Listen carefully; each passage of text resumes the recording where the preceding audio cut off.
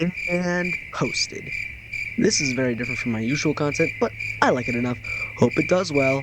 The next day.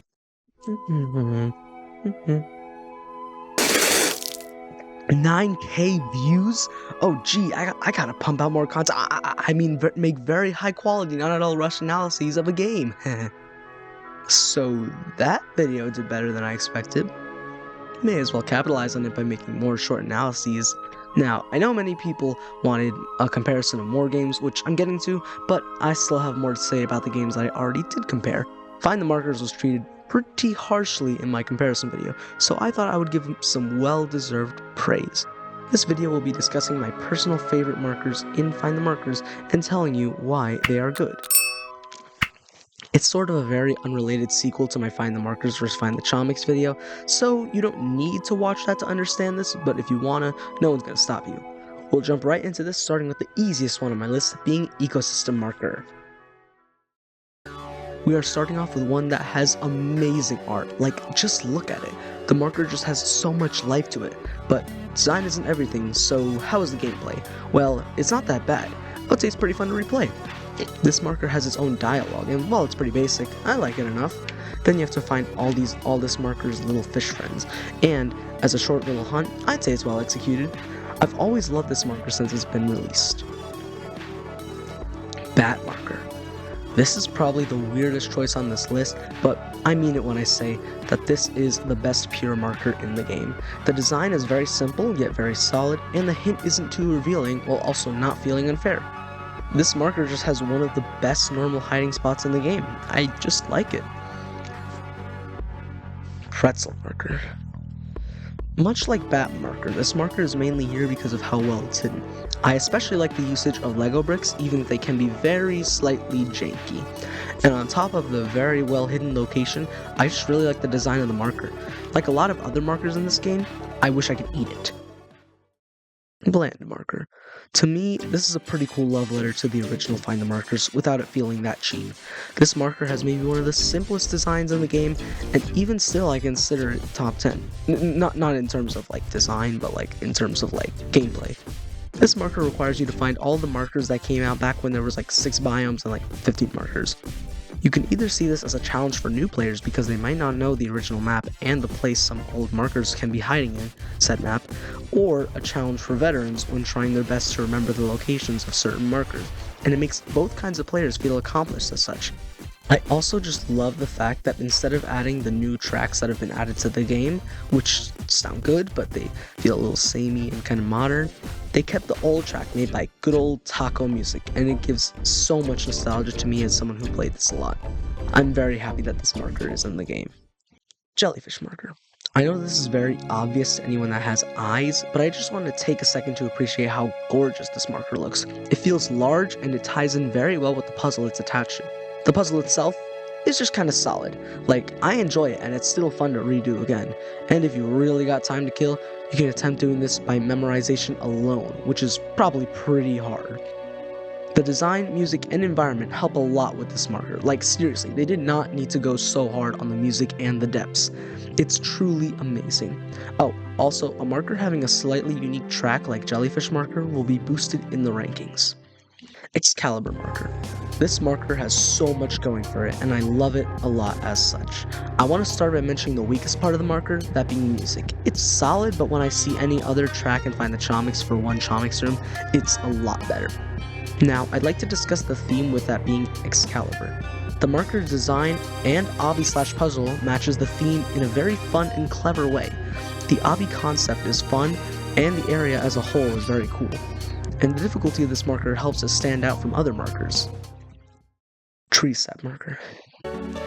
This marker is the oldest marker on this list, and one of the few that still gives a genuine challenge. The hint being the fact that it's in a tree makes it very hard to find, but still pretty fair, because once you do find it, you feel pretty accomplished. At that point, you think you found the marker, but in reality, that was just part 1, and the second part is arguably harder.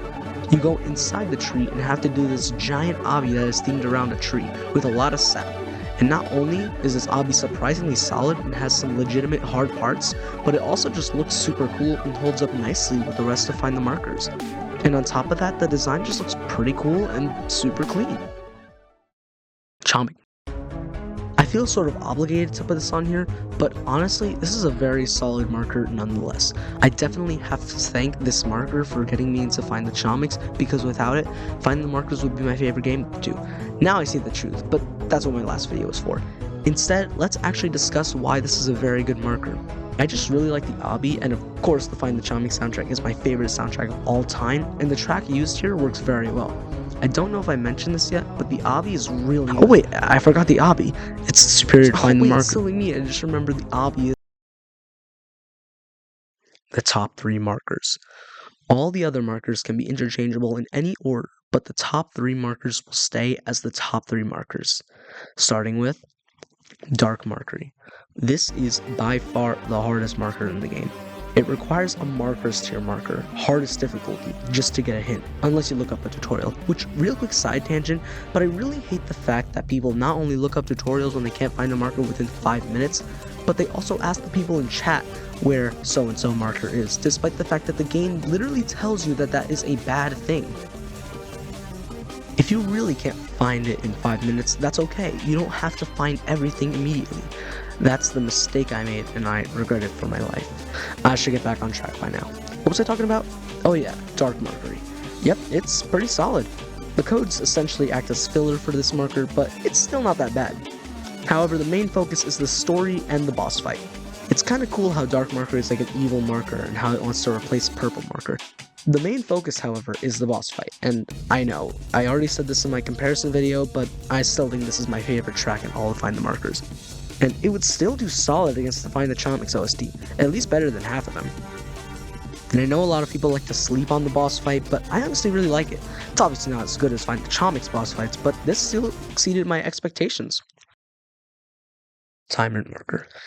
I'm gonna be honest, this is my favorite marker in the game, and I don't want to spoil one thing.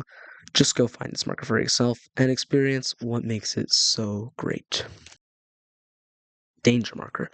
The last marker here is Danger Marker, and it's just insane how good it turned out given the fact that it comes from the difficulty chart realm, which otherwise has pretty mediocre markers. In general, the realm feels kind of boring because most of the markers there are either frustrating, that's kind of about it. But Danger Marker is a diamond in the rough because it doesn't force you to play through the terrifying part, and it instead takes you to a whole new area. And once you open that door, you gain access to one of the most fun and intense obbies I've ever played. Even today, it still holds up. I still feel ever so slightly intense because this obby is just that intense. The fact that there is a speeding wall behind you the whole time makes the marker all the more fun and frantic.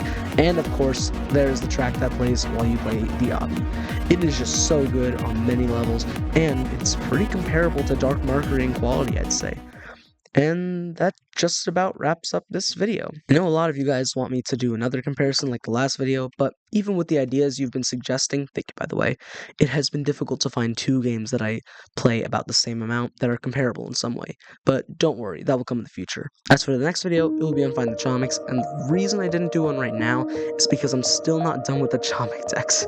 And if I did a video like this, but with Find the Chamomics, it would have had many controversial takes. I wonder if that's a hint for the next video. Anyways, I'm gonna stop doing Nintendo content for a little to see where Roblox content goes, because it's doing way better than Nintendo videos. We'll see. I ask you now to like if you enjoyed it, comment if you had a separate opinion, or even sub to see more stuff like this. Just always remember to stay tipped.